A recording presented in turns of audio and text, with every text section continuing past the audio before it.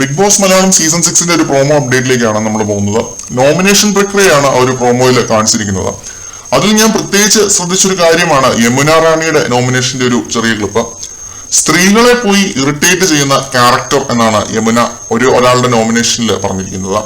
ഇത് ആരെ കുറിച്ചാണ് പറയുന്നത് എന്ന് എനിക്കറിയില്ല. അത് ലൈവിലോ എപ്പിസോഡിലോ കാണാതെ പറയാൻ സാധിക്കില്ല, സ്ഥിരീകരിക്കാൻ സാധിക്കില്ല.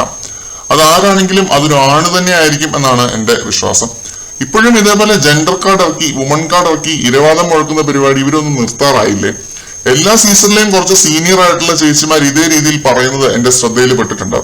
Season 4 Lakshmipriya, season 3 Bhagyalakshmi, season 2 പിന്നെ ഇതേപോലുള്ള ഇരവാദം പറച്ചിലിന്റെയും വുമൺ കാർഡിന്റെയും എല്ലാം ഏറിങ്കളിയായിരുന്നു. ഈ ഒരു സംഭവത്തിന് മാത്രം ബിഗ് ബോസിൽ ഒരു മാറ്റിപ്പിടിക്കൽ ഉണ്ടാവില്ല എന്നാണ് തോന്നുന്നത്. കാരണം ജെൻഡർ ഇക്വാലിറ്റി, ന്യൂട്രാലിറ്റി എന്നൊക്കെ വെറുതെ പറഞ്ഞുകൊണ്ട് നടക്കാൻ മാത്രമേ ഇവർക്കൊക്കെ അറിയത്തുള്ളൂ. അതെന്താണ് എന്നും അതിന്റെയൊക്കെ അർത്ഥം എന്താണെന്നും അറിയത്തില്ല. എന്തായാലും യമുന റാണി ആരെക്കുറിച്ചാണ് അങ്ങനെ പറഞ്ഞത് എന്ന് കണ്ടിട്ട് നമുക്ക് ബാക്കി സംസാരിക്കാം ഈ ഒരു വിഷയത്തെ കുറിച്ച്. കാരണം ചെറിയൊരു ക്ലിപ്പ് കണ്ട് അതിനെക്കുറിച്ച് വാദോരാതെ പറയുന്നത് ശരിയല്ല.